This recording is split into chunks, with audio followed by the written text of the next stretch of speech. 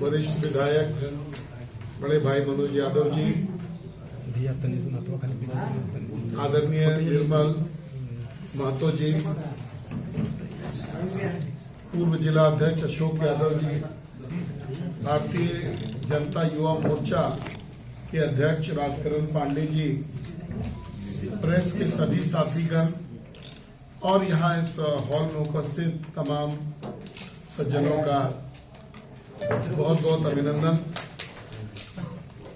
आज का जो विषय है Sardar at the rate of 150 unity march, हम सभी लोग जानते हैं कि अभी हम लोग का सरदार पटेल जी का 150वां जयंती हम लोग मना रहे हैं। यूनिफाइड भारत में सरदार पटेल का जो रोल रहा है वो सभी लोग जानते हैं और उस रोल को हम लोग आगे बढ़ाएं, भारत एक रहे, आत्मनिर्भर रहे, इसका प्रचार और प्रसार युवाओं में हो। उस समय जो सरदार पटेल जी ने किया था देश के लिए, आज के जो युवा हैं उसके बारे में जाने, उसको लेकर के कुछ प्रोग्राम्स जो है वो बनाया गया है। 17 तारीख को रामगढ़ जिला में पदयात्रा होगा। रामगढ़ कॉलेज से ये 10 बजे ये पदयात्रा निकलेगा। 18 तारीख को हजारीबाग सदर विधानसभा में विनोबा भावे विश्वविद्यालय से होकर के ये 10 किलोमीटर का पदयात्रा है, एक पर्टिकुलर रूट है, उसको फॉलो करते हुए ये इसका समापन होगा। और 20 तारीख को बरही में स्वर्गीय राम नारायण यादव कॉलेज बरही में से इस यात्रा का शुरुआत होगा। तो आपके माध्यम से तमाम युवाओं से आग्रह करना चाहते हैं कि इस यात्रा के साथ जुड़े। इस यात्रा के साथ बहुत सारी जो विशेषताएं हैं इस यात्रा की, कि एक तो हम लोग सरदार साहब को हम लोग अब श्रद्धांजलि देंगे, उनका जो देश के प्रति जो योगदान रहा है उसके लिए नशा मुक्त भारत करने का अभियान भी चलेगा। आत्मनिर्भर भारत का भी जो है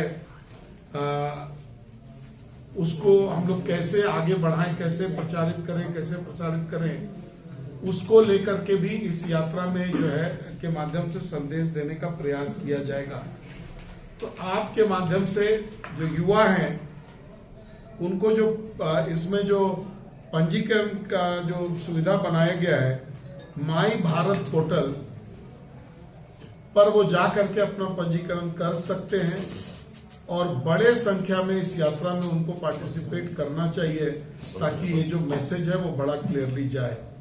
भारतीय जनता युवा मोर्चा जो है इस यात्रा का यहाँ पे हजारीबाग में पहल कर रहा है और इन तीनों स्थानों पर इनके नेतृत्व में जो है ये यात्रा यहाँ से निकलेगी। तो आपके माध्यम से एक बार फिर से मैं आग्रह करता हूँ कि आपके माध्यम से लोगों में ये संदेश जाए कि इसका पंजीकरण बड़े संख्या में हो और सरदार साहब के सम्मान में ज्यादा से ज्यादा लोग इस यात्रा में पार्टिसिपेट करें। आज का विषय इतना ही था। अगर आपको कोई इस विषय पर कुछ प्रकाश डालना हो या आपको कोई अब तक कोई प्रश्न हो तो बड़ा मुझे देखिए, बिहार में जो ग्राउंड रियलिटी था, चूंकि मैं 1 महीना रहा तो मैं ग्राउंड रियलिटी से आपको अवगत कराऊंगा कि 3 चीज पर बिहार का चुनाव बेस्ड था।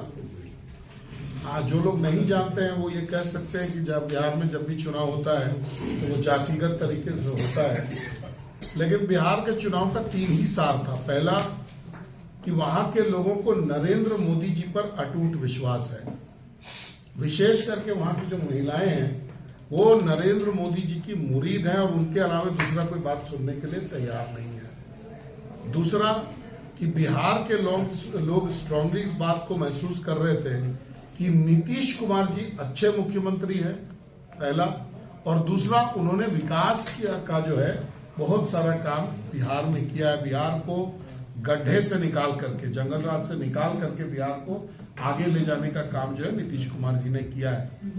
और तीसरा, लोगों के मन में ये खौफ स्पष्ट रूप से दिखा कि अगर महागठबंधन को अगर वोट दिया जाएगा तो फिर से जंगल राज आने की संभावना बनेगी। इसी 3 के शैडो में बिहार का चुनाव हुआ और तीनों एनडीए के पक्ष में था। इसलिए आप जो अभी जो एग्जिट पोल की बात कर रहे हैं वहां पर भी दिख रहा है, लेकिन एग्जिट पोल भी अलग अलग तरीके से चीजों को दिखाने का प्रयास कर रहा है।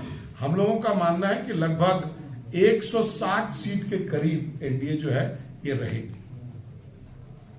लोग आपसे आग्रह कर रहे हैं कि आप अगर इसका प्रचार प्रसार करेंगे, चाहत है कि बड़ी संख्या में युवा, चूंकि उनका जो योगदान रहा है इस देश के प्रति, देश को एकीकृत करने में सरदार साहब का जो योगदान रहा है ये सभी लोग जानते हैं, लेकिन आज का युवा भी उसको जाने, उसका रिन्यूअल हो जाए आज के युवा को, इस बात का हम लोग प्रचार प्रसार आपके माध्यम से करना चाहते हैं और चाहते हैं कि बड़ी संख्या में लोग जुड़े। हम भारतीय जनता युवा मोर्चा लगातार इसमें प्रयासरत है, हम लोग प्रयास कर रहे हैं, लेकिन आपके माध्यम से भी लोगों के बीच में संदेश जाए कि ज्यादा अधिक से अधिक लोग इस कार्यक्रम में जुड़े। ऐसा इसी उद्देश्य से इस प्रेस कॉन्फ्रेंस को किया जा रहा है। ये कार्यक्रम पूरे देश में है, सिर्फ यहाँ हजारीबाग जी ये जो है पूरे देश में ये कार्यक्रम है, सरकारी स्तर पर इसको मनाया जा रहा है। सरकार जो है, सरकार की अग्रणी भूमिका रही है, सरदार साहब को सम्मान देने में भारत की सरकार आगे से है। इसका अगर आप राष्ट्रीय जो प्रोग्राम है तो आप देखेंगे कि करमसद से स्टैच्यू ऑफ यूनिटी जो केवड़िया में है वहां तक का 152 किलोमीटर तक का जो है पद यात्रा निकाला जा रहा है और बीच में पड़ने वाले सभी जितने भी गांव हैं वहां पर सरदार साहब के महत्व को और उनके जो किए गए कामों को है वो बताने का योजना भी है। तो केंद्र सरकार इसको अपने लेवल से हर एक पूरे भारतवर्ष में इसको करना चाहती है।